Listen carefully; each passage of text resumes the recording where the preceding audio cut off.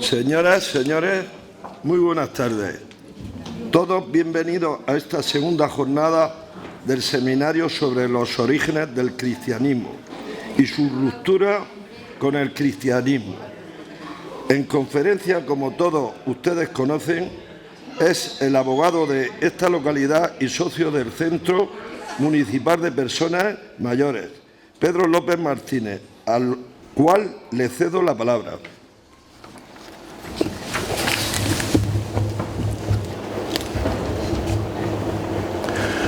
Muchas gracias, señor presidente. Buenas tardes a todos ustedes. Bienvenidos a todos, a los nuevos y a los antiguos. Hoy intento llegar a finales del siglo I. El pasado lunes, entre las presentaciones y otras cosas, me fue imposible terminar todo el temario que yo pretendía. Nos habíamos quedado en el primer paso en que se empieza a distinguir el cristianismo del judaísmo, y fue con la muerte de San Esteban. Pero la muerte de San Esteban no es una muerte, en cuanto a la ruptura se refiere, normal y corriente. El diácono Esteban, el protomártir, murió no solo por decir que Jesús era el Mesías, que eso era una cosa común, como vimos el lunes pasado. De hecho, vimos que en 72 años surgieron 27 Mesías. Desde el año 6 a.C. al 66 después de Cristo, surgieron 27 Mesías a una media de 3 años por Mesías. Era normal que en cada generación surgiera un rabí, un Mesías, que interpretando la ley dijera que él era el Mesías, aunque luego no se cumplía, porque, como bien sabéis, que lo dije el lunes pasado, se caracterizaba que era el verdadero Mesías por la implantación de la era mesiánica, que significaba que vendría una paz no solo en Israel, sino en todo el mundo, y que Israel subyugaría a todas las demás naciones.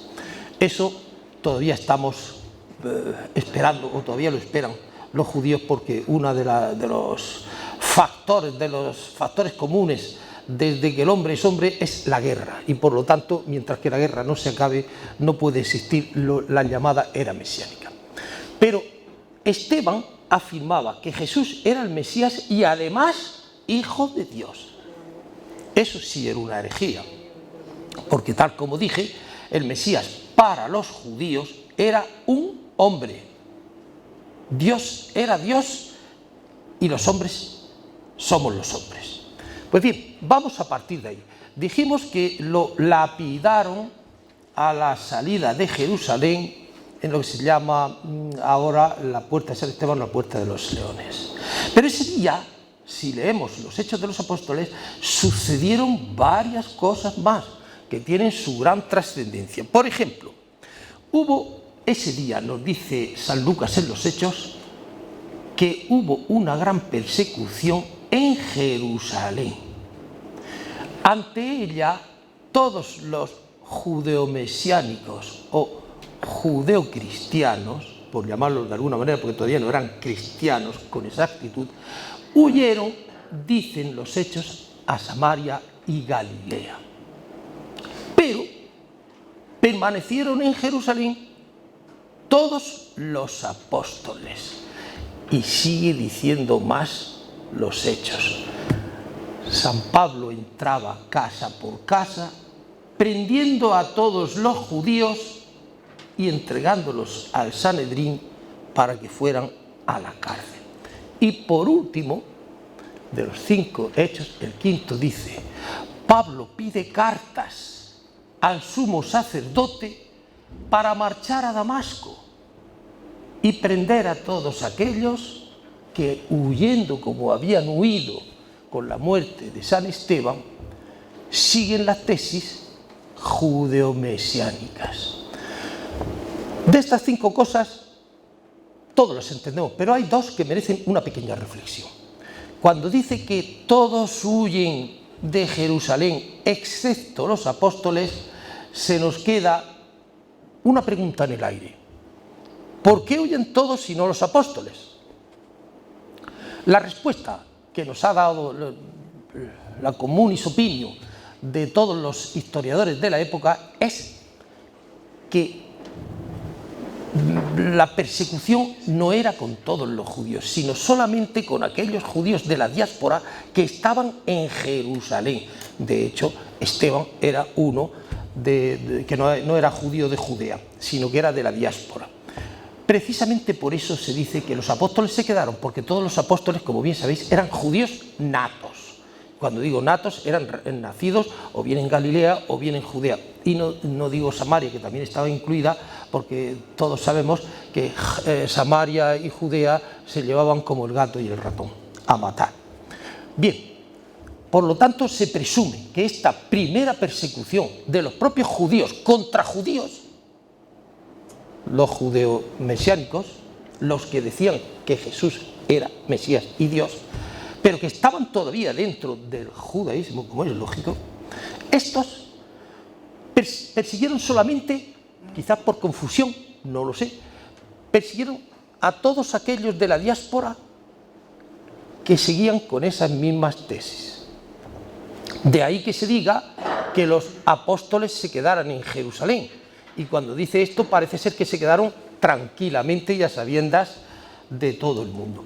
La segunda cosa, que es la quinta en el orden que las he dicho, habla de que Pablo pide cartas al sumo sacerdote para marchar a Damasco y prender a todos aquellos seguidores que estaban allí y que habían huido. La pregunta que surge es la siguiente. Pablo nos dice en sus cartas que él es fariseo, hijo de fariseos. También sabemos que estuvo estudiando de 15 a 20 años a los pies de Gamaliel, porque lo dice él mismo. Y lo dice Lucas, Lucas fue uno de sus seguidores que iba con Pablo a través de todos sus viajes, o por lo menos de los dos últimos, y tenía conocimiento perfecto de lo que hablaba con Pablo directamente, que no se le habían dicho nada. La pregunta es, ¿cómo un fariseo puede pedir al sumo sacerdote, que por cierto era Caifás, estamos en el año 34, es decir, 4 años después de la muerte de Cristo? Todavía estaba Caifás como sumo sacerdote porque murió en el 36. La pregunta es, ¿cómo un fariseo puede pedir cartas al sumo sacerdote que es saduceo y se las da tan contento?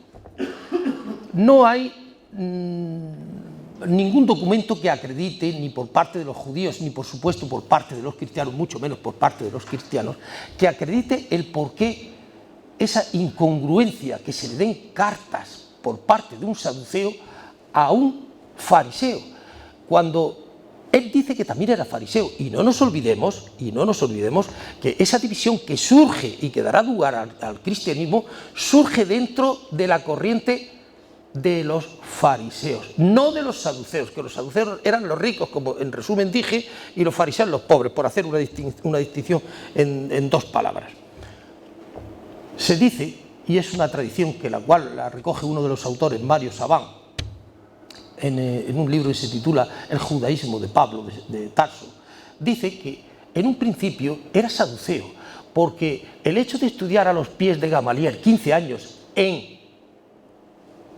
Jerusalén, siendo de Tarso, o sea, cientos de kilómetros, significaba que tenía mucho dinero sus padres. De hecho, él era de religión judía, había nacido en Tarso, es decir, en la diáspora, en el Asia Menor, y por lo tanto su cultura era helénica. Y además, una cosa muy importante, era ciudadano romano.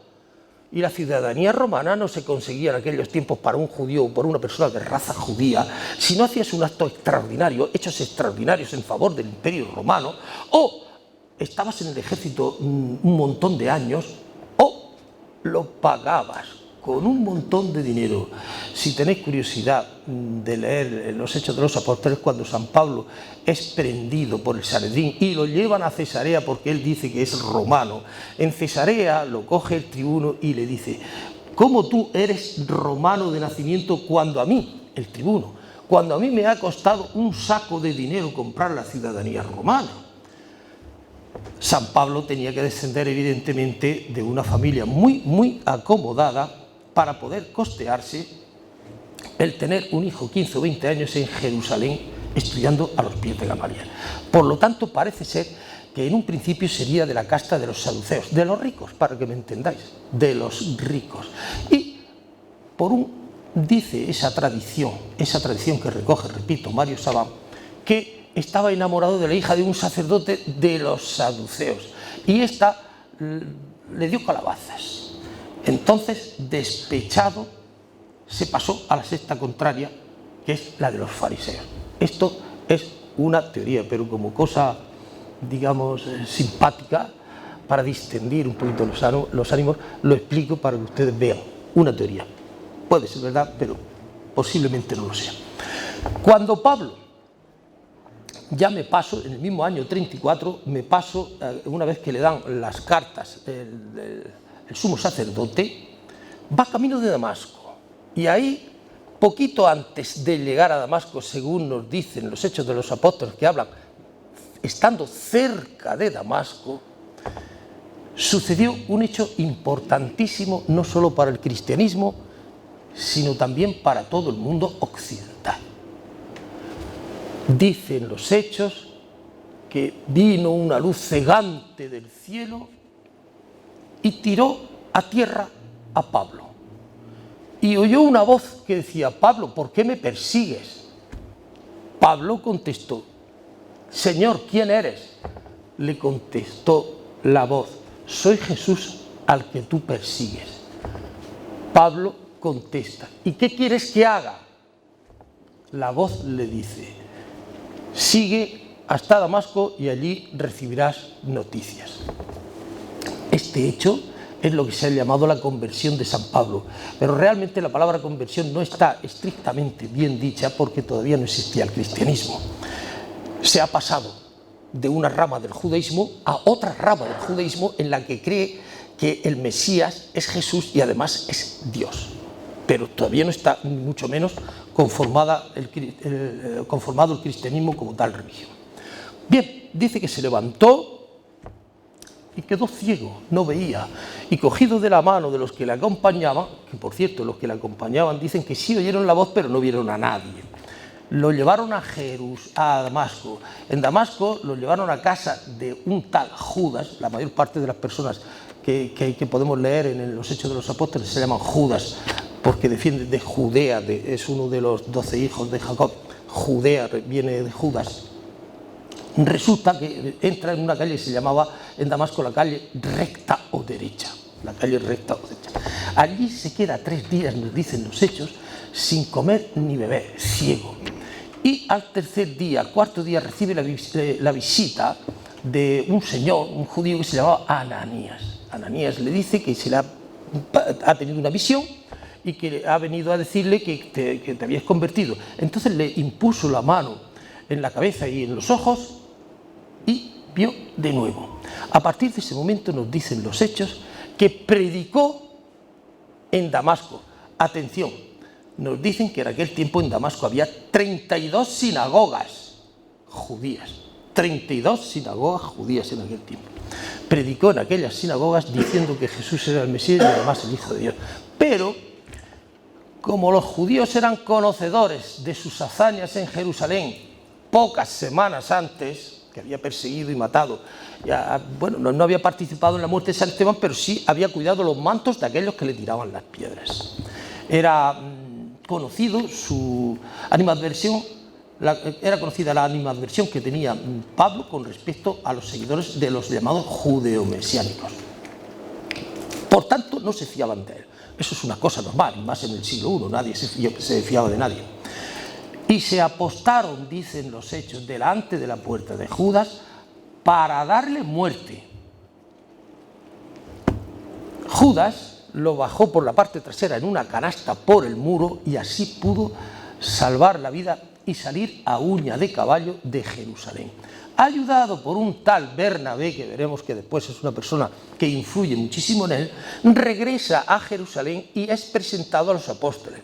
Los apóstoles los miran con cierto recelo, todo esto lo digo siguiendo los Hechos de los Apóstoles. Y ese recelo era conocido porque también en Jerusalén, vamos a decir que un mes escaso antes, un par de meses antes, había dado muerte y había entregado a muchas personas al Sanedrín. Entonces eran también muy recelosos. Pero él no predicaba, no se dedicó en Jerusalén a predicar a los judíos, se dedicó a predicar a los a los judíos de la diáspora, no a los nacidos en Israel, sino a los de la diáspora que tenían como religión la judía, pero no eran de raza judía. No obstante, estos también estaban tenían bastante pesar de que podría ser una traición y entregar para saber quiénes eran todos los que comulgaban con las tesis del judeo-mesianismo para poder entregarlo. Total, que también urdieron darle muerte. Entonces, gracias a Bernabé, sale también a uña de caballo de Jerusalén, dirección a Cesarea, y se pierde en la ciudad de Tarso, de donde es oriundo.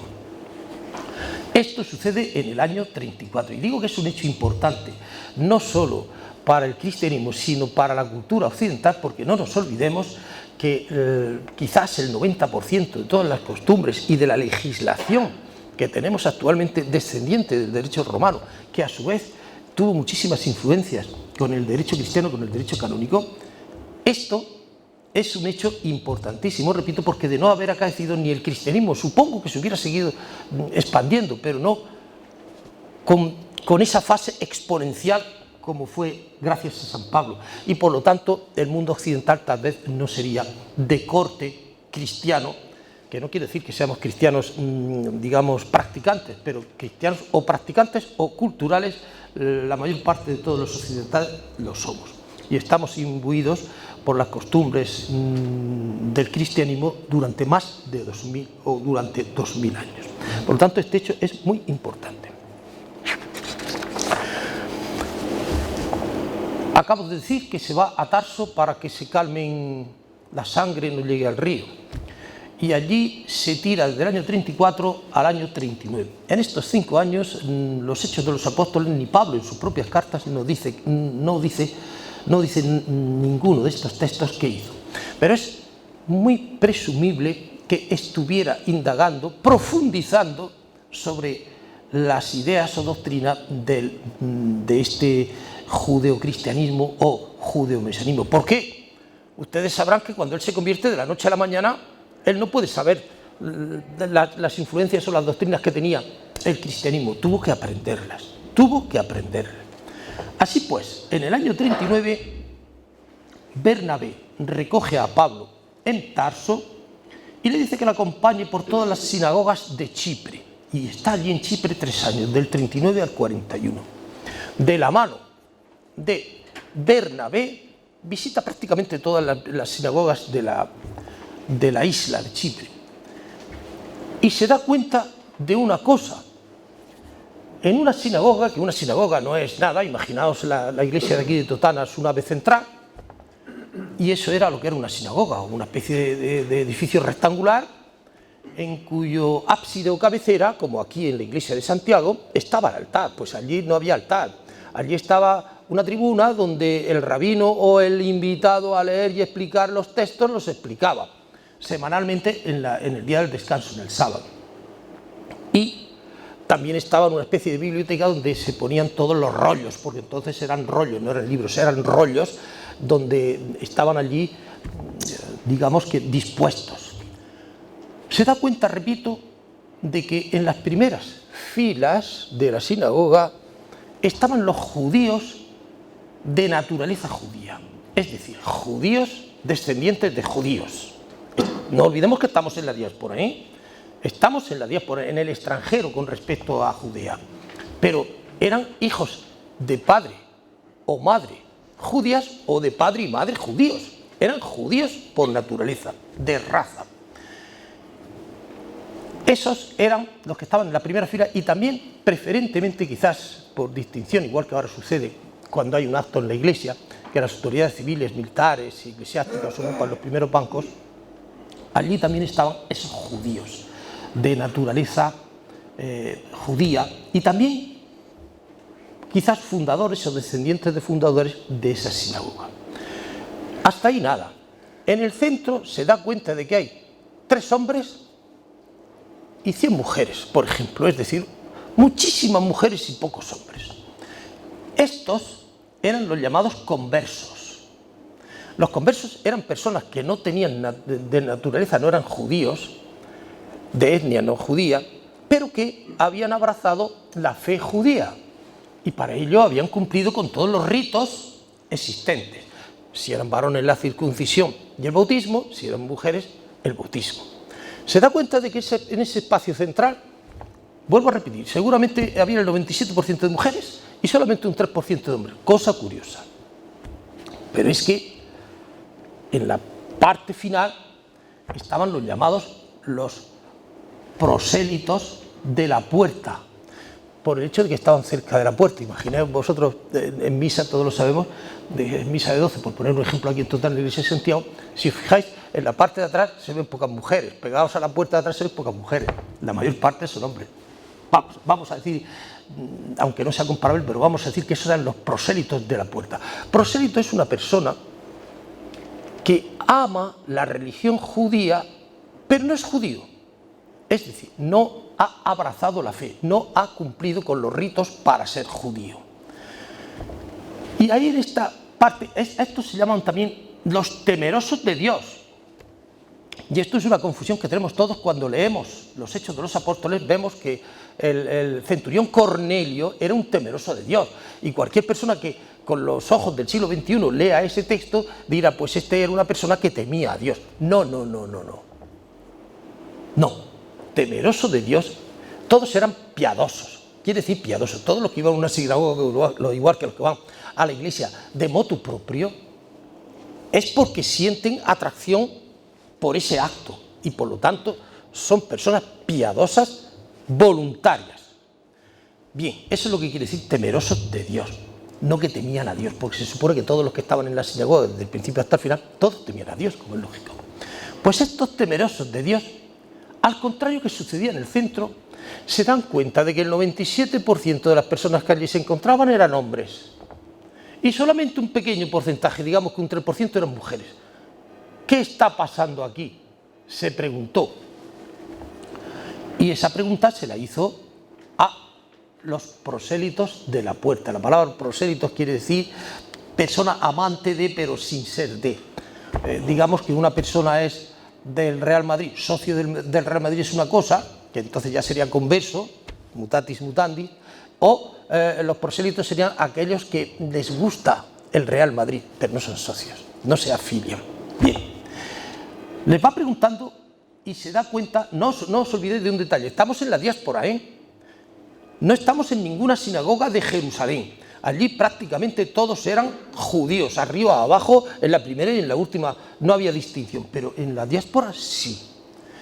Y preguntando el por qué, se da cuenta de que los hombres que aman el judaísmo no se convierten por una sencilla razón, porque tienen que hacerse la circuncisión. Según la ley mosaica, para pertenecer al judaísmo había que circuncidarse.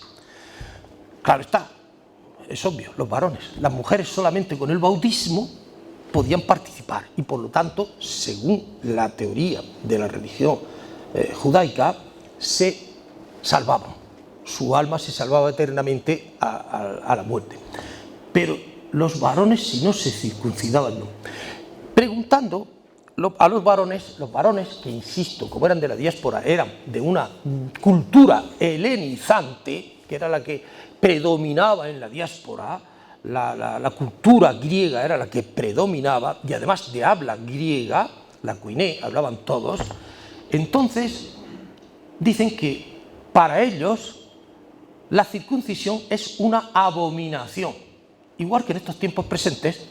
Actualmente la circuncisión está considerada como un delito, igual que la ablación en la mujer, está considerada como un delito. En aquellos tiempos, el mundo griego, la cultura griega, creía que eso era una abominación innecesaria para participar en una religión. Y pensad que los griegos, tanto los griegos como los romanos, eran politeístas, tenían 27.000 religiones y ninguna exigía un acto tan abominable, por utilizar la palabra exacta, como la circuncisión. Pero es que la circuncisión comportaba más cosas. Pensad que en aquellos tiempos nadie tenía en su casa una bañera y una ducha para ducharse. En aquellos tiempos la gente se bañaba y no había río en todas las ciudades, pero sí había baños públicos.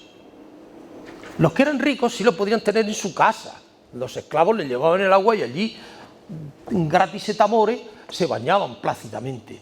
Pero el pueblo en general, para eso los romanos, que eran un pueblo muy, digamos, limpio, utilizaban los baños públicos. Y en los baños públicos, en aquella época, todo el mundo entraba en pelota picada, válgaseme la expresión.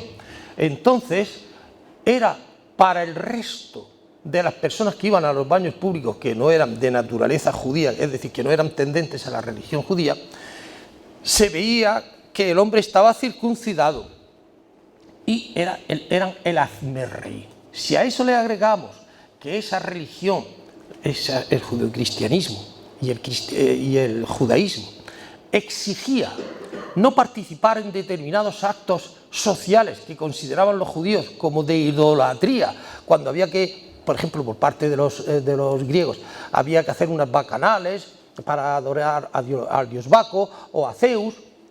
Eso para ellos era idolatría y por lo tanto no participaban. Y eso significaba que esas personas se quedaban apartadas de la sociedad por no participar en actos sociales. También era un detrimento para ellos, sobre todo cuanto más ricas eran, porque a los ricos los esperaban, a los pobres posiblemente no los esperaban en ningún banquete, pero a los ricos sí. Y lo más importante, una circuncisión en el siglo I que se hacía con una piedra de sílex, lo más probable era que en caso de una pequeña infección significara la muerte. Es lógico que en aquella época no había ningún antibiótico ni se había inventado la penicilina. Por lo tanto, estas eran las causas por las cuales nadie quería circuncidarse para pertenecer a la religión judaica, a pesar de que les gustaba esa religión. Pablo, os dije que después de estar estudiando 15 o 20 años a los pies de Gamaliel, era una persona poseedora como de 4 o 5 doctorados actualmente. Conocía la Torá, los 5 libros, y su jurisprudencia al pie de la letra. 15 o 20 años para tratar solamente de eso, pues tienes que saberla toda hasta de memoria, diría yo, hasta de memoria. Consecuencia, se da cuenta estudiando, él tiene que estudiar la manera a través de la cual puedan entrar esos gentiles, esas personas que no pertenecen al mundo judaico, ¿cómo pueden entrar pasándose por alto la circuncisión, que es el problema? Porque las mujeres no hay ningún problema, con las mujeres no había ningún problema, eran los varones. Y claro, los varones en aquella época eran los padres de la casa, los mandamases, no nos olvidemos, era una sociedad machista al 100%. En consecuencia, no solamente si un rico se convertía al judaísmo, no solamente se convertía ese rico, sino que se convertían todos los esclavos y toda su familia. Para eso era el pater familiae.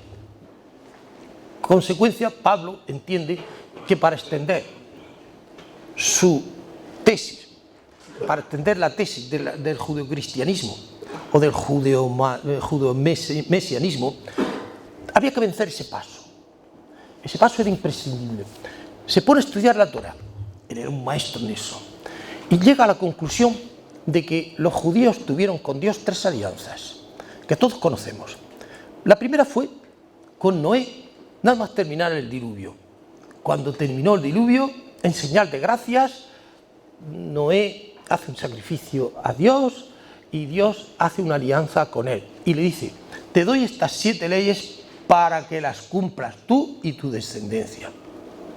Las 7 leyes las puedo leer, pero a lo que voy, como esto es de historia, no interesa. En ninguna de ellas ponía la circuncisión. Eso sucedió aproximadamente en el año 2700 a.C. No hay unanimidad sobre eso porque sobre el diluvio hay mucho que hablar. Vale. La segunda, que ya empieza la circuncisión, fue cuando Abraham recibe la visión de Dios y dice que tiene que sacrificar a su hijo Isaac. Y lo lleva a la piedra del sacrificio. Y cuando va a matarlo, lo detiene un ángel y le dice, tu fe te ha salvado. No es necesario que mates a tu hijo, esto es una prueba. Y has tenido fe y por lo tanto ahí tienes un cabrito o lo que fuera vivo y lo cogió y lo sacrificó. Bien, a partir de ahí, Abraham hizo un pacto con Dios, o Dios con los hombres, que es la segunda alianza, Y para este le prometió precisamente, las leyes de Abraham son las más importantes, porque le prometió que sería padre de muchísimas naciones. Por eso decía que Israel subyugará a las demás naciones. Bien, y que le daría un montón de descendencia, como después sucedió con sus hijos. Y resulta que para certificar este pacto hecho con Dios, esta alianza, se circuncidó. Esa circuncisión es hecha en prueba de la fe que tuvo en esa alianza. La tercera alianza del pueblo judío sucede con Moisés. Moisés efectivamente tuvo que tener gran fe en Yahvé, en su Dios, para coger miles y miles de judíos, sacarlos de Egipto y durante 40 años, que no broma, caminar por el desierto sin brújula hasta la tierra prometida, que no sabían cuál era la tierra prometida, pero tenían que tener fe. ¿Por qué digo esto? Pablo estudia todo eso y se da cuenta de que la causa de estas tres alianzas estaba en la fe. Pero en la primera no había circuncisión y en las dos siguientes sí hubo circuncisión. Todavía existe la circuncisión. Jesús, como bien sabéis, también fue circuncidado. Si el punto de unión no era el acto físico de la circuncisión, sino la fe, llegó a la creencia de que una de dos. Si el acto era la circuncisión, las personas que habían vivido antes de Abraham jamás hubieran recibido la salvación de su alma. La salvación eterna, jamás. Y esto no lo creía nadie, ni los propios judíos de aquel tiempo. Se les hubiera pasado a la imaginación que los descendientes de Noé o los ascendientes de Abraham, que ninguno se hubiera salvado. Era una herejía. Por lo tanto, llegó a la conclusión de que si unos se salvaron sin circuncisión y otros sí, la circuncisión era un acto superficial. Lo importante era la razón. Pablo, mediante esta ingeniería de carácter religioso, había llegado a descubrir algo que podría servirle para admitir a los gentiles. Los gentiles eran aquellas personas del mundo que no eran judías, que no querían circuncidarse. Había descubierto algo, las leyes noágidas de Noé. Pero claro, esto era una teoría y había que buscar no solamente una teoría, sino también un fundamento jurídico basado en la Torá. Y basado en la Torá, vuelvo a repetir, siguió estudiando esa teoría de la fe, siguió estudiando a ver si la podía superponer en alguna de las leyes de la Torá. Y efectivamente descubrió, como acabo de decir hace unos minutos, que las leyes noágidas no exigían la circuncisión. Por lo tanto, ahora sí que la obra de ingeniería jurídico-religiosa la había conseguido. No solamente tenía su teoría, sino que además tenía la ley que la apoyaba. Digamos que los gentiles, habían en aquel mundo, con respecto al mundo judaico, había dos clases de personas, las que eran judías y las que no lo eran, que eran los gentiles. Después se llamaron paganos. Estos ya tenían una manera de poder entrar al judaísmo o a la secta, porque en aquellos tiempos, estoy hablando del año 49, que ni siquiera San Pablo había empezado a escribir sus epístolas, ya tenía que podían entrar a ese mundo del judaísmo, no solamente de los judeocristianos, sino del judaísmo en general. Podían entrar aquellos gentiles que, abrazando la fe, no se circuncidaran en base o sobre la base de la ley noágica. Muy bien, por eso es lo que se pone a predicar. Entonces ya predica abiertamente a todos los gentiles, diciéndoles que se pueden convertir al judaísmo. Eso lo hace Pablo en Chipre. También lo hace San Pedro, lo hace en Antioquía un poco antes, sobre el año 44, porque Pedro tuvo una visión que muchos de los que algunos de los que estáis aquí habéis estado en Jerusalén y también como en Tierra Santa, y cerca de Tel Aviv hay un pueblo que se llamaba Jope, que actualmente se llama Jaffa, que está pegado a Tel Aviv. Y habéis ido a la tierra a la casa de Simón el curtidor, el pescador. Allí estando Pablo predicando, nos dice los Hechos de los Apóstoles, que sobre la hora sexta, sobre las 12 de mediodía, se subió a la terraza mientras que le preparaban la comida a orar. Y estando en oración cayó en éxtasis y vio bajar un lienzo del cielo con las 4 puntas atadas a modo de nudo. Y una voz que decía: Pedro, come. Pedro se dio cuenta de que dentro de ese gran lienzo había toda clase de cuadrúpedos y de aves. Entonces Pedro contestó: Señor, no puedo comer porque es comida impura. Las leyes de Moisés prohibían las comidas que llevaran sangre, porque la sangre, insisto, es donde los judíos creían que estaba la vida. De nuevo la voz le dice: Pedro, come. Y Pedro le vuelve a responder lo mismo: Señor, yo no como comidas impuras. Y por tercera vez sucede, y la respuesta es la misma. Y a continuación, ese lienzo grande otra vez sube al cielo y desaparece. En esos momentos lo llaman de abajo, porque la terraza estaba en la parte de arriba. Ya sabéis que la terraza del mundo judío estaba en el techo. El techo era donde se subían y allí pasaban toda la tarde, porque es un pueblo que hace calor. Bueno, pues le dicen: Pedro, por aquí hay una gente que quiere hablar contigo. Y eran sirvientes del centurión Cornelio, que estaba en Cesarea, pidiéndole llamar a Pedro para que se acercara a Cesarea, porque el centurión Cornelio quería hablar con él. Automáticamente les dio, dicen los Hechos, que les dio de comer, y al día siguiente se fueron a Cesarea, y al siguiente llegaron a Cesarea. El centurión Cornelio los recibe. Centurión nos dice que era un temeroso de Dios, es decir, uno de los que se ponían en las últimas filas, y le recibe diciendo que ha tenido una visión. Se le presentó un señor con unas vestiduras muy blancas, relucientes, y le dijo: manda a tus sirvientes a casa de Pedro, que en este momento se está en la casa de Simón el curtidor en Jope, y allí hazle venir, porque él quería convertirse. Y allí lo bautizó a él y, como os he dicho antes, a toda su familia, a todos sus sirvientes, a todos. Bien, por Antioquía también, ya basándose San Pedro no se basaba en teorías teológicas o dogmáticas como San Pablo. San Pedro no entendía tanto de teología, ni muchísimo menos. No es que fuera inculto, pero tampoco era un experto como San Pablo.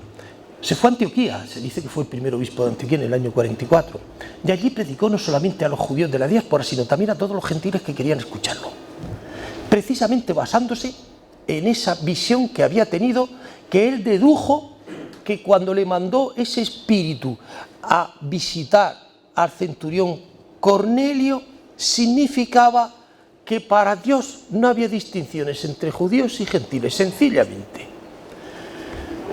Por otro lado, como os he dicho al principio, el día en que mataron a San Esteban, hubo una lucha contra todos los seguidores de la diáspora, y uno de ellos, Felipe, se fue a Samaria. Y en Samaria dicen los Hechos de los Apóstoles que hizo verdaderas conversiones, verdaderas maravillas. Por lo tanto, fijaros, San Pedro por un lado, San Pablo por otro lado, San Pedro por Antioquía, San Pablo por Chipre y San Felipe por Samaria. ¿Qué es lo que estaba pasando? Pues estaba pasando que en aquellos momentos los predicadores, los seguidores de Jesús, estaban no solamente hablándole a judíos, sino también a gentiles que se convirtieran al judaísmo, a su rama, digamos, a la rama que creía que Jesús era Dios, y solamente a través del bautismo. Esto escandalizó, nos dice los Hechos, que escandalizó a muchos judíos, no de la diáspora, sino judíos de Jerusalén, judíos ortodoxos. Judíos ortodoxos eran aquellas que decían: las leyes de Moisés son estas y hay que cumplir a rajatabla, y si no, su alma no se salva. Eran comerciantes que fueron a Antioquía, nos dicen los Hechos de los Apóstoles, y a la vuelta llamaron a Santiago, que era el hermano de Jesús, Santiago el menor, y era el obispo de Jerusalén, y les dijeron todo lo que habían visto de San Pedro y habían escuchado de San Pablo y de Felipe, que así no se podía entrar al judaísmo, a su secta, al judeocristianismo. No se podía entrar. Eso era una herejía. Había que respetar las leyes de Dios, las leyes de Moisés, y había que hacerse la circuncisión. Santiago, escandalizado también, mandó llamar a todos, nos dicen los Hechos de los Apóstoles. Y entonces, en el año 49, según otros, en el año 50, sucede el primer concilio, el concilio de Jerusalén, formado por los apóstoles, los presbíteros de Jerusalén y Santiago el Menor como obispo de Jerusalén, del trono de Jerusalén, porque los demás obispos tienen la sede, la silla episcopal, y este ocupa el trono. Bien, cuando se reúnen, comienzan, estoy relatando los hechos, comienzan hablando, defendiendo sus posturas, los judíos que se habían escandalizado, digamos los ortodoxos, que tenían que exigirse que para entrar había que circuncidarse y respetar las leyes de Moisés. Después intervino Pedro. Pedro en aquella época, en el año 50, ya tenía una gran fama como el primero entre todos los apóstoles. El primero entre todos los apóstoles. Si os fijáis en todos los textos de los evangelios, cuando se relatan quiénes son los apóstoles, el primero siempre es Pedro. Siempre es Pedro. Pedro tenía un gran carisma entre todos sus seguidores. Era considerado el jefe, para que me entendáis. En consecuencia, habla y todos se quedan maravillados de la visión que Pedro les explica del lienzo. Y termina concluyendo lo que os he dicho, que según Dios, según Jesús, según Dios, Él no hacía distinción entre unos y otros, y por lo tanto nosotros no teníamos que hacerla. Bueno, a continuación hablan Pablo y Bernabé, fijaos. Entonces, si San Pedro tuvo esa visión, que es divina, y ahora San Pablo les habló de la teología y del dogma de la fe, y les habla de las leyes noágidas, de las leyes de Noé, pues resulta que convence a todo Dios. Eran los padres de la Iglesia, los mandatarios, los que más carisma tenían en aquel momento. Los convencen y Santiago termina el texto diciendo: yo juzgo que se debe de hacer tal cual dicen Pedro y Pablo. Se debe admitir a todos sin más que la creencia en que Jesús es Hijo de Dios, sin más. Eso se llamaba una circuncisión espiritual o de corazón. Y Pablo se basaba en la parábola del buen samaritano que os conté el lunes pasado. Aquella parábola en que un samaritano, que era un maldito para los de Judea, va camino de Jericó y, habiendo pasado Jerusalén, le atracan y está en el camino herido. Y pasa un sacerdote y no le hace maldito caso, sino que se la dea, igual que un levita, que es como una especie de diácono, hace lo mismo. Y pasa un samaritano y si lo coge y lo lleva. Y entonces Pablo decía: ¿quién es el buen judío en este caso? ¿Aquel que se ha circuncidado pero no practica las leyes de Moisés? ¿O aquel que practica las leyes de Moisés y no se ha circuncidado? Pablo concluye que el buen judío es aquel que siente el judaísmo de corazón. Y por lo tanto, la fe era lo importante. Bien, basándose en eso, explicó todo eso al concilio de Jerusalén. Y se terminó dando un decreto mediante el cual Santiago dio cartas a todas las iglesias de Oriente. Iglesias eran no templos, eran lugares de reunión. Y mandó a Silas y a un tal Judas también con esas cartas para que supieran que se había aprobado eso. No obstante, en esas cartas recomendaba a los gentiles que hicieran tres cosas. La primera, que no idolatraran. La segunda, que no cometieran homicidios. Y la tercera es que no comieran animales que todavía contuvieran sangre. Insisto en aquello de la sangre, que es lo que se llaman los alimentos impuros. No les puso más condiciones. Además, dijo que si los judíos, los de raza judía, querían seguir haciéndose la circuncisión, alabado sea Dios. Pero si los gentiles, que no tenían esa costumbre, no querían hacerlo, sino que querían entrar a través de una práctica de fe, que era el bautismo, alabado sea Dios. Por lo tanto, dio consejos y a partir de ese momento tenemos ya la segunda diferencia grandísima de los cristianos como cosa propia con respecto al judaísmo, que son evitar la circuncisión y evitar entrar con un acto de fe. La circuncisión, por tanto, para ellos ya no es. Y no solamente eso, sino que ya todos los gentiles podían entrar. Esto luego, con el transcurso del tiempo, os diré que la teoría de Pablo murió de éxito, porque él pretendía que en las sinagogas entrarían un 20, un 30%, y al cabo de 100 años lo que sucedió es que todos los gentiles habían entrado en las sinagogas y ya los judíos no mandaban nada. Esto es lo que sucede. Bien. Desde el año 50 al año 62, el cristianismo, vamos a decir así cristianismo, porque tenemos la costumbre, vosotros me entendéis, ese cristianismo incipiente empieza a expandirse territorialmente. Hasta el año 62, en esos 50 años, sigue sucediendo la expansión. Y claro, el templo de Jerusalén minora sus ingresos, porque no olvidéis que para expiar los pecados, según los saduceos, tenían que expiarse a través del sacrificio de un animal en el templo o pagar un óbolo, con lo cual resulta que el templo se enriquecía, y el templo por eso era de los sacerdotes, de los saduceos, de los ricos, para que me entendáis. Con estas prácticas, que con la fe se expiaban los pecados, y además en la diáspora ya nadie iba a Jerusalén, o menguaba, no digo nadie, sino que menguaba el número de peregrinos a Jerusalén, pues claro, eso significaba que también menguaba los ingresos. Y no lo podían consentir, de tal manera que los saduceos cogieron, el sumo sacerdote cogió a Santiago el Menor en el año 62 y le dijo: ayúdanos, porque los seguidores tuyos están en un error que están diciendo que Jesús, tu hermano, es Dios, el Hijo de Dios, y esto es un error. Mira, te vamos a subir al pináculo del templo. El pináculo del templo era lo más alto, como aquí en los pollos de la torre, donde están las almenas. Te vamos a subir y desde allí, con voz potente, dirígete a todos que los habremos reunido para que comprendan que estaban en un error, que tu hermano Jesús estaba en un error, o que no lo interpretaron bien, y por lo tanto tienen que volver a las costumbres y a las leyes mosaicas. Tienen que expiar haciendo sus sacrificios en el templo y pagando el canon, por decirlo de alguna manera. Claro, dice: no te preocupes, yo me subo arriba. Y se subió arriba y con voz clara y alta, dice los Hechos de los Apóstoles, dijo que Jesús era la puerta de Dios.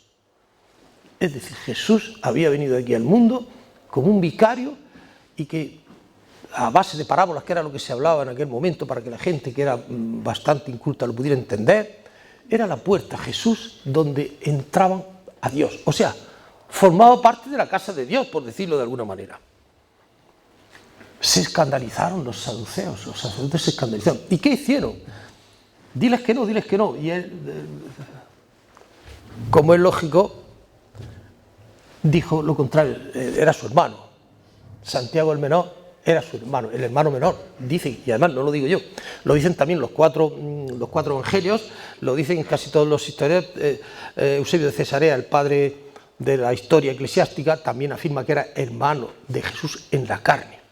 Ya no vale decir que si hermano se confunde con primo, según la traducción del griego. Pero esto no nos interesa aquí a nosotros. Como siguió persistiendo en sus ideas, ni cortos ni perezosos, ¿qué hicieron? Desde el pináculo del templo, que entonces tenía que ser pues más elevado que las almenas, le dieron un empujoncito santo. Y lógicamente se precipitó. Pero no os creáis que murió.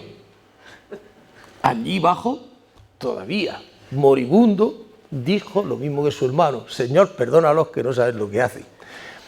Y para terminar la faena, como se dice en el mundo taurino, vino un batanero. Ya sabéis que los bataneros son aquellos que colorean la lana y los vestidos, y con una pala de esas en el agua de los ríos le dan así eso. Vino un batanero y le dio unos cuantos batanazos,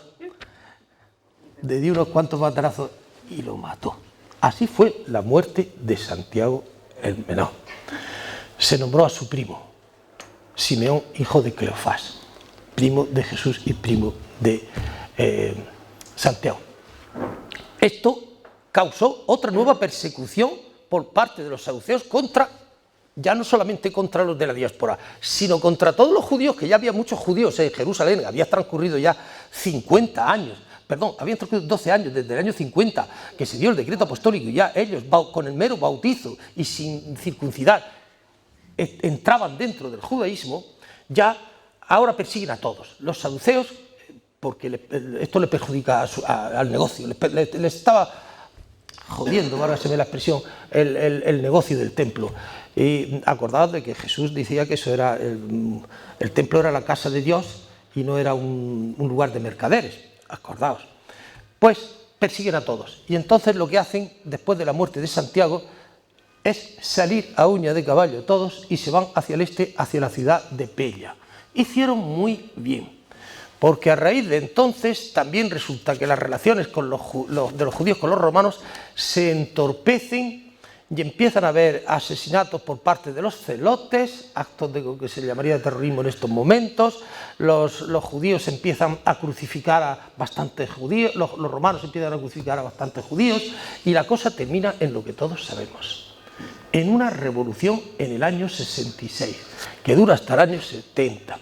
Cogieron por sorpresa los celotes organizados, medianamente organizados, cogieron por sorpresa a todos los romanos apostados en Jerusalén y los vencieron, los cogieron por sorpresa y los vencieron. Y entonces quitaron todos los signos romanos de Jerusalén y ala, los echaron fuera. Claro, como es lógico, sucede que todas estas cosas, en el año 66, esto llega a Nerón, que estaba entonces en el imperio, como emperador.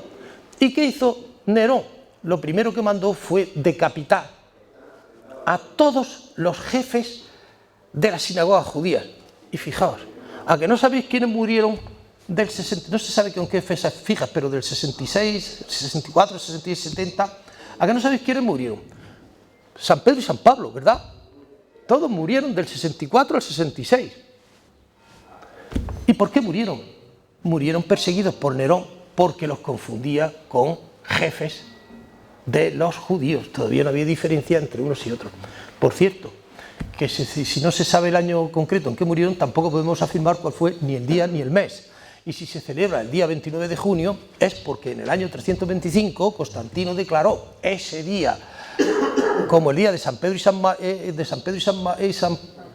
San Pablo, en sustitución de Rómulo y Remo, que hasta entonces, el día 29 de junio, se venía adorando, se venía santificando a Rómulo y Remo, fundadores de la ciudad. Eran fechas que caían cercanas al solsticio de verano. Y se acordó para superponer, Pedro y Pablo venían a ser como dos hermanos que murieron mártires, nacieron hermanos a la vida eterna, y por eso sustituyeron a los dos hermanos gemelos, Rómulo y Remo. No obstante, no sabemos la fecha exacta en que murieron. El año 70 termina con la guerra. En el año 70 Nerón y sus seguidores después mandan a Vespasiano. Vespasiano se coge todas las legiones que estaban en Siria y en Egipto, y en 3 años, como es lógico, arrasan a los judíos. Y no solamente arrasan a los judíos, le prenden fuego al templo de Jerusalén. Según Flavio Josefo, no fue una orden dada por los generales romanos, sino que nos habla en el libro de las guerras de los judíos que, exaltados por querer coger el oro del templo, porque el botín era de los soldados, como bien sabéis, el botín se repartía entre los generales, el emperador y los soldados. Exaltados, dice que uno cogió una tea y se la tiró, y como estaba hecho casi todo con material, era la madera, pues se le prendió fuego, y además madera de esa ya que era bastante viejorra, ¿no? Imaginaos en el artesanado que tiene la iglesia de Santiago, y es bastante vieja. Y sucede que se lo dicen a Vespasiano, Tito, era Tito su hijo, y le dice: oye, que te está prendido fuego. Pero, joder, tampoco la cosa tiene que llegar a tanto, con que los matemos, con matarlos bastará. No es necesario que le rompamos el templo.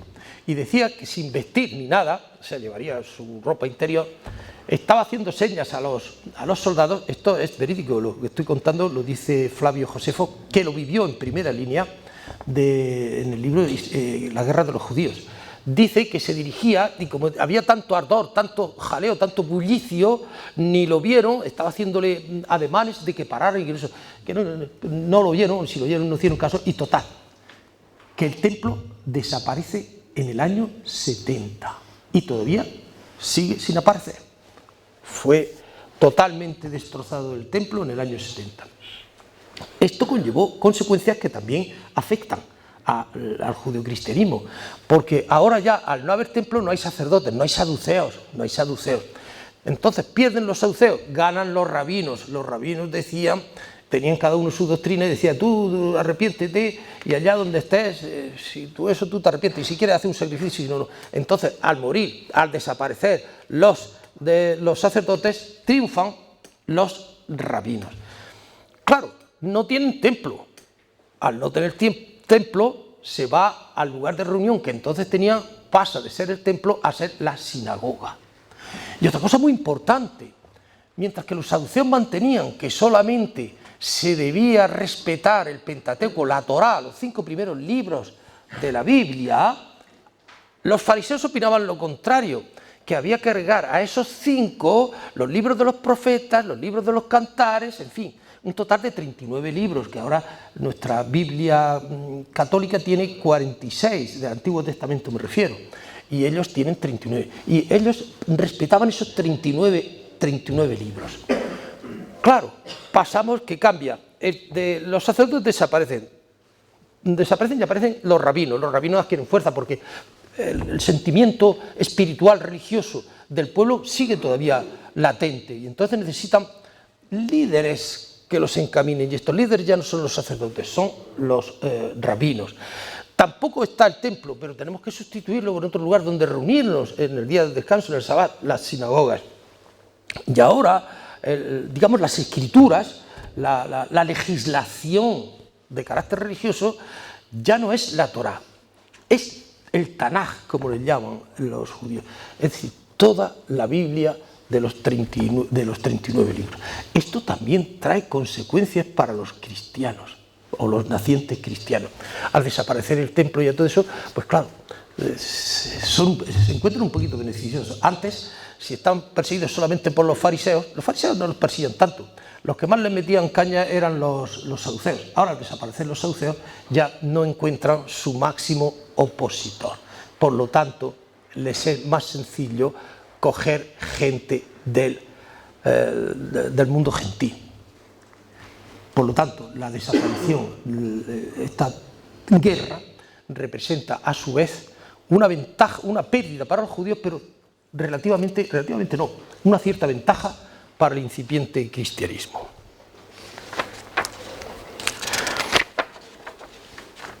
Bueno, termino el siglo I.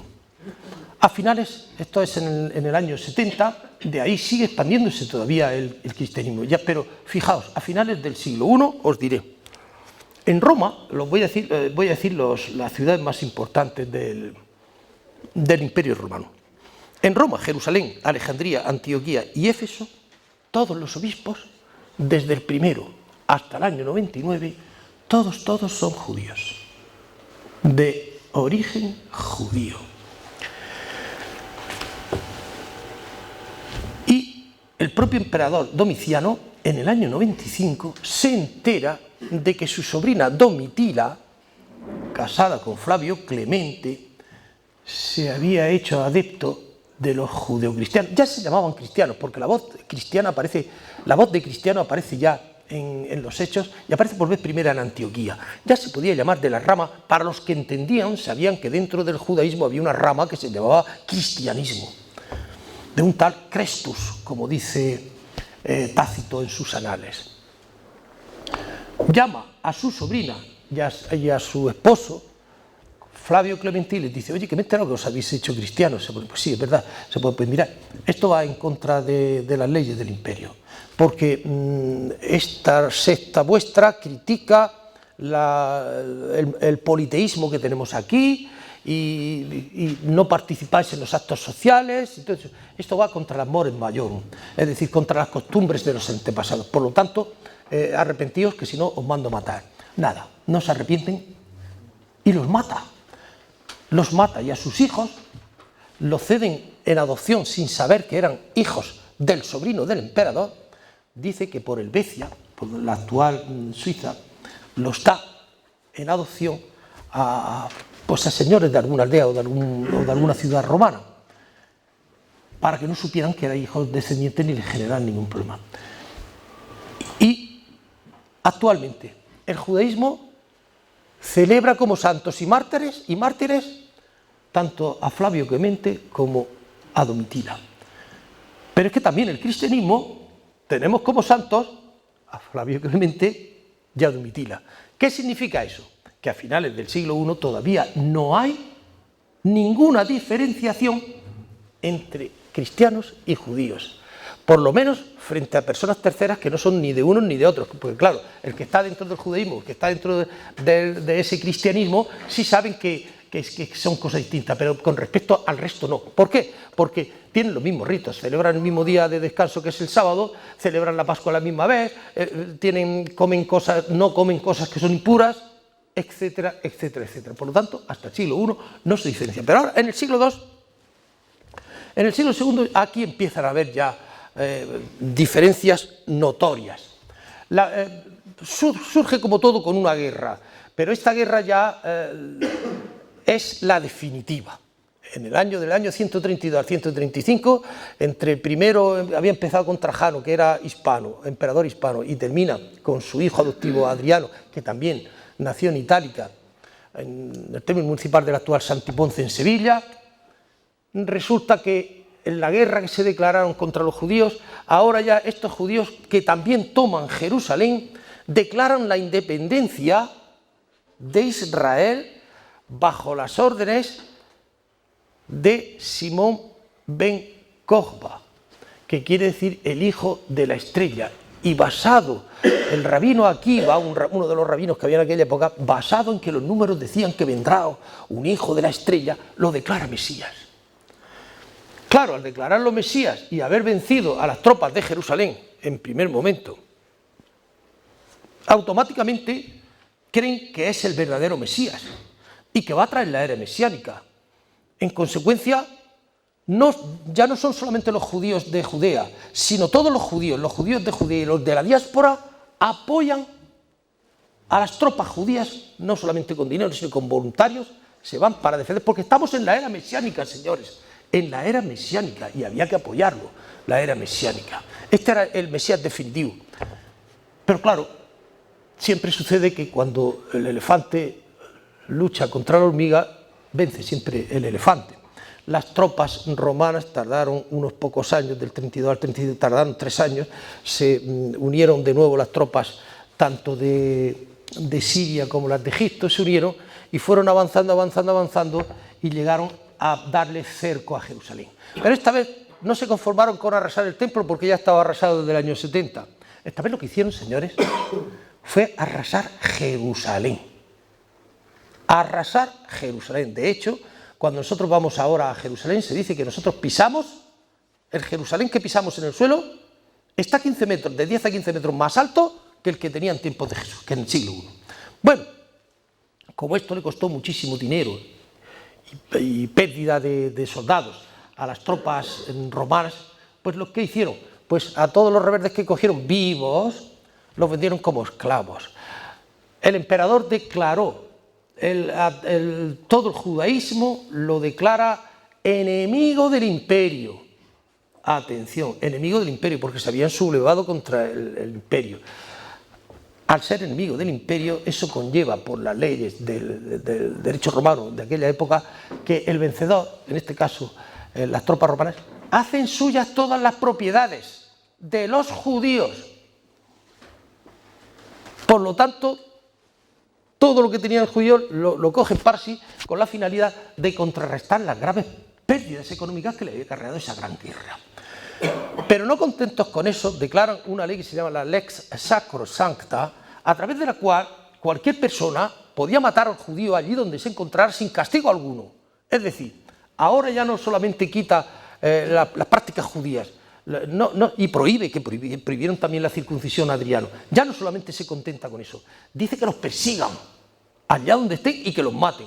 De hecho, a partir del año 135, tuvieron que salir todos cortando de Judea y se esparcieron por todo el mundo huyendo para que nadie los matara, porque el mero hecho de ser judío conllevaba la muerte sin castigo para el ciudadano que lo había matado. ¿Qué pasó? Que gracias a los celotes, que eran los que incentivaron eso, el pueblo judío desaparece en aquel momento y hasta el año, estoy hablando del 135, y hasta el año 1948, en que la ONU declara a Israel como un Estado independiente, han pasado 1813 años donde los judíos han estado dispersos por todo el mundo. Bien, este hecho también trajo, bueno, no solamente hizo eso, sino que Jerusalén, como estaba devastada, construyó una ciudad romana. Adriano construyó una ciudad romana encima y la llamó Aelia Capitolina. Él, entre sus nombres, era Aelio y Capitolio era Júpiter Capitolino. Y tampoco contento con esto, preguntó a sus asesores cuál podría ser el nombre que le podía dar al nuevo territorio. Y como los judíos, sus enemigos más acérrimos eran los palestinos, los filisteos, que eran vecinos, pero la traducción de Filisteus en latín es Palestinus, le puso el nombre, señores, de Israel, le cambió el nombre de Israel en el año 131, le puso el nombre de Palestina para que hasta el nombre de Israel desapareciera. Es decir, hizo lo que se llama una damnatio memoriae, los condenó a la pérdida de memoria del pueblo de Israel. Insisto que desaparece. Esto causa perjuicios al pueblo judío. Y no solamente al judío, sino también al cristiano. Porque todavía siguen confundiéndolos. Y entonces llega un señor que se llama Marción en el año 140 y dice no. Es decir, solamente 5 años después de esta catástrofe, dice, señores, nosotros por motivos prácticos tenemos que empezar a distinguirnos externamente de los judíos. Sí que creemos en un Dios y que no creemos en la circuncisión, pero eso son actos internos, son actos de fe y no se exteriorizan. Por lo tanto, para evitar que nos sigan matando, lo que tenemos que hacer es evocar, realizar actos diferentes a los de los judíos. Y a él empiezan por 2 caminos, la vía dogmática y la vía de los ritos. En la vía dogmática se le ocurre a Marción del Ponto en el año 140 una idea maravillosa, se le ocurre que para que no nos confundan con los judíos, tenemos que eliminar de las escrituras que ya se estaban leyendo y más o menos eran comunes en todas las iglesias de aquella época, estamos hablando ya de mediados del siglo II, y por lo tanto no solamente 4 evangelios, sino un montón de evangelios circulaban, se les ocurre que como todos eran judíos, hay que eliminarlos todos, porque en una obra que escribió que se llama Antítesis y que desapareció porque la quemaron los, como ahora diré, los seguidores del cristianismo actual, en esta decía que el Dios del Antiguo Testamento era un Dios malo, perverso, y el Dios del Nuevo Testamento, que era Jesús, era el Dios del amor. Por lo tanto, había que abandonar todos los libros de la Biblia y todos los del Nuevo Testamento, menos un evangelio. ¿De quién? ¿Cuál es el único de los evangelistas que no es judío? Lucas. Lucas no era judío. Y a pesar de eso le quita la parte introductoria donde viene el nacimiento de la vida de Jesús. ¿Y quién del resto de libros que no son evangélicos? ¿Quién es no judío? Pues Pablo, de tal manera que él hace un canon de escrituras y dice, tenemos que olvidar todo lo que sea judío, tenemos que rechazarlo. Y nos tenemos que quedar solamente con el Evangelio de Lucas y con unas cuantas epístolas, que no todas, con 10 exactamente epístolas de Pablo. Y dice, porque ellos supieron entender verdaderamente el discurso de Jesús. Y él decía que Jesús era Dios y por lo tanto ni había resucitado, no podía resucitar porque como era Dios no podían matarlo. Eso causó una herejía enorme entre todo el resto de la cristiandad de aquel momento, porque el cristianismo se basa, como todos sabemos, en que hubo una resurrección. Si no hubiera resurrección, dice San Pablo, sería inútil la fe, no existiría el cristianismo. Pues claro, lo declaran hereje y dicen que ni hablar, que eso no es. Entonces se ponen otros a trabajar, pero la idea les pareció buena. Dice, uy, sí, la idea de coger un canon de escritura nos parece bien para unificar criterios, porque los discípulos que estaban en Roma oralmente no decían lo mismo, aunque hablaban del mismo Jesús, pero no decían la misma cosa que los que estaban en Jerusalén, ni los de Antioquía, era igual que los de Alejandría. Sabéis que con la oralidad se habla de lo mismo, pero se va esparciendo la idea cada vez más. Entonces era necesario coger un canon de escrituras para unificar criterios. Y cogen la idea. Después veremos que Ireneo de Lyon en el año 180 y un canon que ha aparecido que se llama el canon de Muratori en el año 200, ya empiezan a aparecer, fijaos, de los 27 libros que tiene el Nuevo Testamento ya aparecen 23. 23 de ellos ya aparecen y que los inculcan en aquella época como siguiente. Por lo tanto, Marción lo alejan como hereje, pero cogen la idea. Y solamente 10 años después surge San Justino y escribe el diálogo contra Trifón. Y en el diálogo contra Trifón es la primera obra dogmática donde él es un diálogo, Trifón era un judío y él era cristiano, Justino Mártir. Dice, vuestra guerra no me importa, porque estaba hablando de la guerra, dice, no me importa vuestra guerra, porque vosotros sois judíos y nosotros somos cristianos.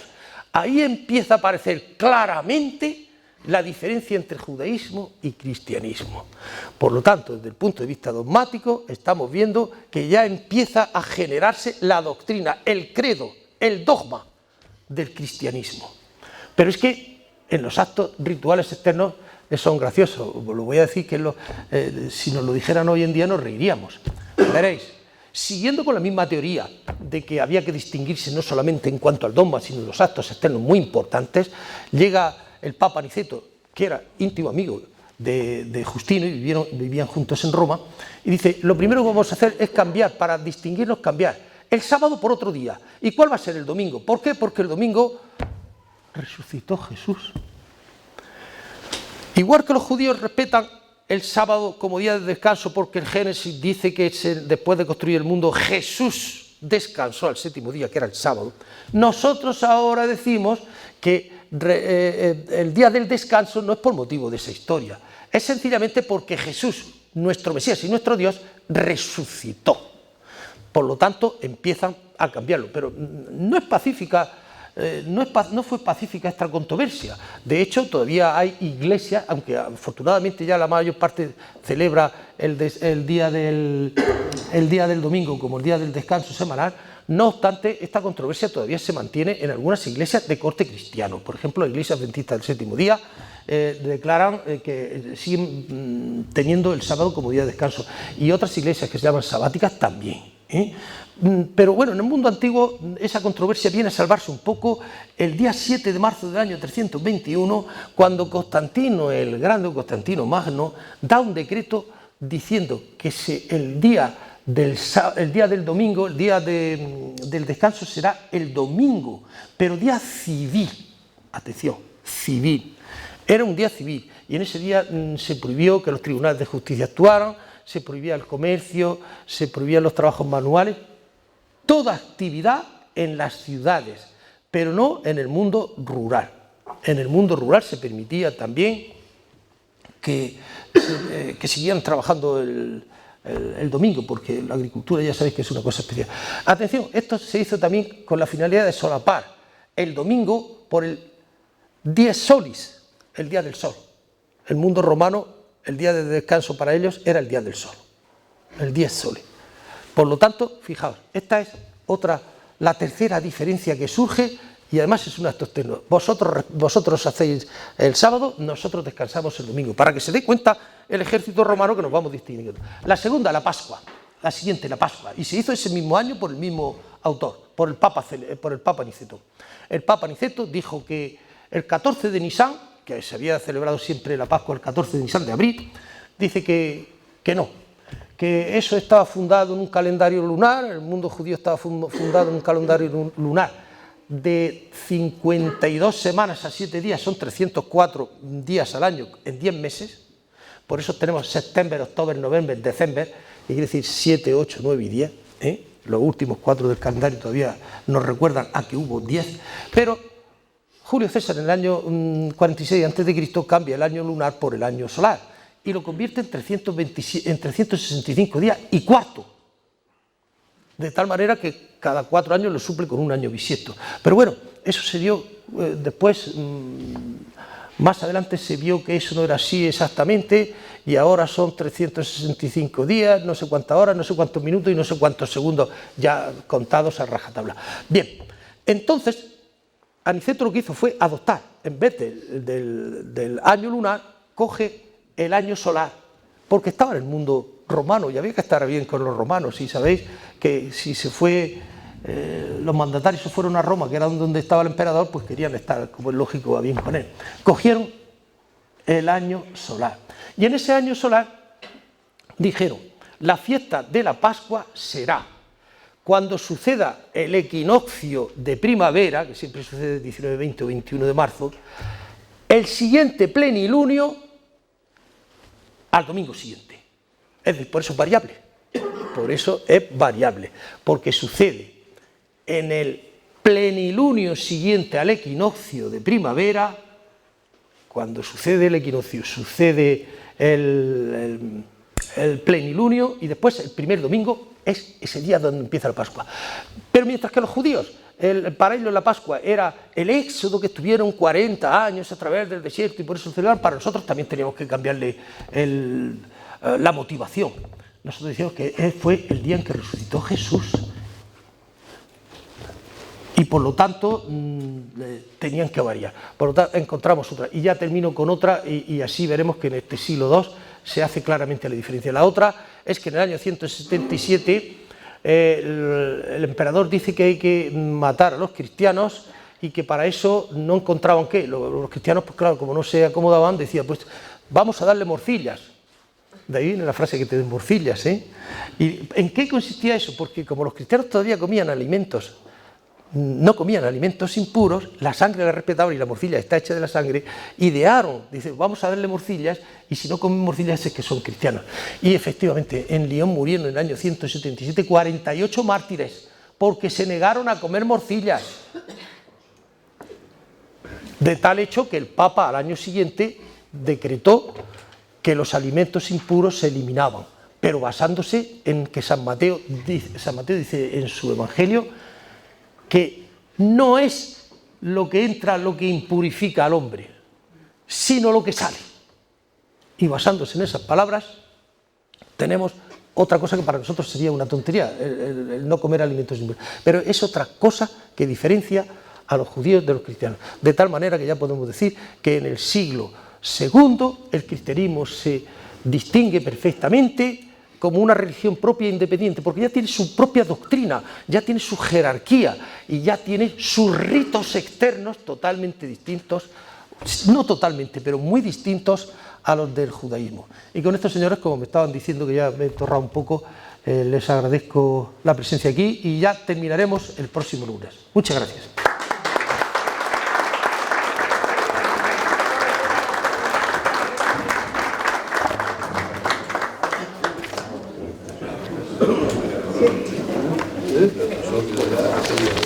Sí.